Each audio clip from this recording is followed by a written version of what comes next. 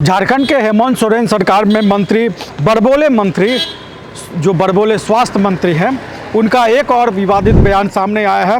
और इस विवादित बयान में इरफान अंसारी अधिकारियों के खिलाफ लोगों को भड़काते हुए नजर आ रहे हैं।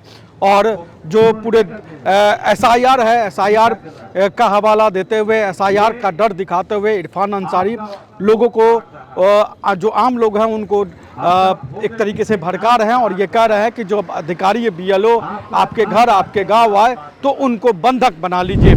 एसआईआर के खिलाफ राजनीतिक रूप से अगर कहा जाए तो राजनीतिक विरोध कांग्रेस, झारखंड मुक्ति मोर्चा, आरजेडी, तृणमूल कांग्रेस, इस तरह के जो भी इंडिया गठबंधन की खासतौर की पार्टियां हैं वो एसआईआर को लेकर अपना विरोध दर्ज कराती रही है और दर्ज करा भी रही है। लेकिन एसआईआर का विरोध कराते कराते इरफान अंसारी एक तरीके से कहे तो अपनी सीमा लांघ गए। और इतने बड़े संवैधानिक पद पर रहते हुए उन्होंने जिस तरीके से आम लोगों को भड़काने की कोशिश की और यहाँ तक कहा कि जब अधिकारी आपके घर आपके गांव आए तो उनको बंधक बना ले और जब तक मैं ना आऊं तब तक उनको ना छोड़े।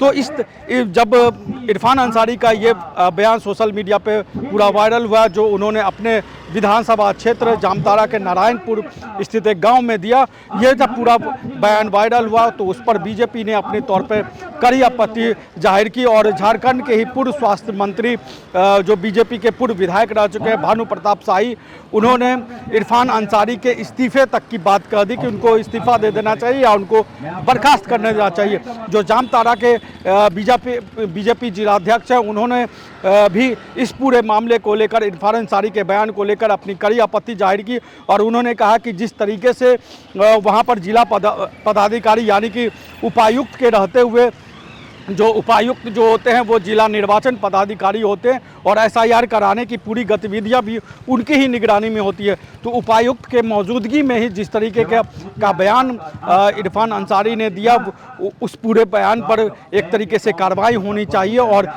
उन्होंने एक तरीके से उदाहरण दिया कि अगर खुदा ना खास्ता या कोई ऐसी स्थिति उत्पन्न हुई जब कोई अधिकारी किसी और वजह से गाँव में जाएंगे और इस तरीके से अधिकारी को ग्रामीण या आम लोग बंधक बना लेंगे तो ऐसी स्थिति में क्या होगा, अराजकता की स्थिति उत्पन्न हो सकती है। इरफान अंसारी का विरोध करना एक तरीके से कहा है कि एसआईआर का विरोध करना अपने आप में, हमने देखा है कि झारखंड, बिहार, बंगाल, इन तमाम जगहों पर इसको लेकर अलग अलग तरीके से विरोध हुए।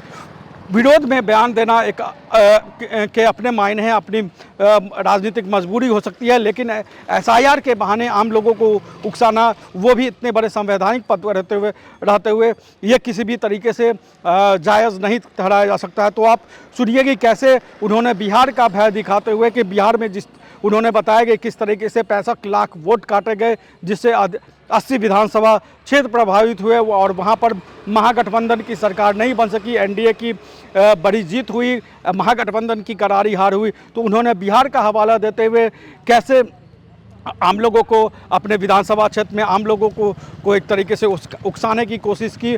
और इस पूरे मामले को लेकर बीजेपी ने किस तरीके से पलटवार किया, आप सुनिए। ये भाजपा के लोग एसआईआर, आपका जो वोट है वो पूर्ण क्या कर दे रहे हैं, पूर्ण समीक्षा कर रहा है। ये आपका वोट काट रहा है, आपका वोटर लिस्ट से नाम काट रहा है, आपका आधार कार्ड से नाम काट रहा है। जब आप सोचिए, अगर आपका आधार कार्ड से नाम काट देगा तो आपका बैंक अकाउंट भी सोचा बंद हो जाएगा, आपका पैसा भी लूट लेगा। बिहार में 65 लाख, सोचिए आप, हमारा वोट को काट दिया। 65 लाख का मतलब होता है 80 विधानसभा छीन लिया हमसे। आपको वोट देने का अधिकार ही नहीं रखा, आपकी नागरिकता छीन लिया, आपको पहचान छीन लिया, आपको घुसपैठिया बना दिया इन लोगों ने। कोई हक, समाज में आपको कोई हक नहीं मिलेगा। और अब बंगाल में से एसआईआर लागू कर रहा है और उसके बाद झारखंड में करेगा। मैं आप सबको कहना चाहता हूं, एकदम अगर कोई नाम आपका काटने के लिए आए, अगर कोई आपका नाम अगर पूछने के लिए आए, वैसे पदाधिकारी को एकदम गेट में बंद कर दीजिएगा, ताला मार दीजिएगा, मैं खोलूंगा। किसी कीमत पर मैं बता दे रहा हूं आपको, अपना नाम नहीं काट दीजिएगा। बोलेगा 2003 में लिस्ट बताओ। अरे भाई, मैं बीजेपी के लोगों को कहना चाहता हूं, झारखंड तो इतनी आबादी है, किसी के घर में चले जाइए पेपर नहीं होगा, वोटर लिस्ट नहीं होगा। राज्य के स्वास्थ्य मंत्री इरफान अंसारी जिले के उपायुक्त महोदय की उपस्थिति में एक बयान देते हैं कि अगर कल एसआईआर झारखंड में लागू होता है और कोई कर्मचारी बीएलओ एसआईआर करने के लिए, अगर एसआईआर की पद्धति को पूरी करने के लिए किसी के घर पे आता है, नाम पूछने आता है, तो मंत्री लोगों को भड़का रहे हैं कि वो बीएलओ को बांध के घर में बंद कर दें। ऐसी स्थिति अगर राज्य के मंत्री के द्वारा जिले के उपायुक्त की उपस्थिति में अगर ऐसी संवैधानिक संस्थाओं को चोट किया जाएगा, संवैधानिक संस्थाओं के ऊपर आघात किया जाएगा, तो संविधान को कौन बचाएगा? मंत्री जी को यह समझना चाहिए कि जिले के उपायुक्त ही निर्वाचन अधिकारी होते हैं। कल दिन उपायुक्त महोदय को ही यह काम करवाना है अगर यहां पे लागू होता है तो, और उनकी उपस्थिति में आप बीएलओ के खिलाफ लोगों को भड़का रहे हैं, तो यह असंवैधानिक है। और कांग्रेस पार्टी संविधान का नाम ले लेकर हर जगह दुष्प्रचार करती है और संवैधानिक संस्थाओं के खिलाफ इन लोगों को भड़काती है। कल आप मान लीजिए कोई दूसरे काम से भी कोई सरकारी कर्मचारी गांव में जाता है और लोगों के अंदर गलतफहमी के कारण अगर उस कर्मचारी के ऊपर हमला हो जाए, उस कर्मचारी के खिलाफ कुछ लोग कर दें, तो इसकी जिम्मेवारी कौन लेगा? क्या इरफान अंसारी जी इसकी जिम्मेवारी लेंगे? इसका जवाब स्वास्थ्य मंत्री इरफान अंसारी जी को भी देना चाहिए और जिले के उपायुक्त को भी सोचना चाहिए कि क्या ऐसे बयानों के समय उनकी उपस्थिति अनिवार्य है क्या?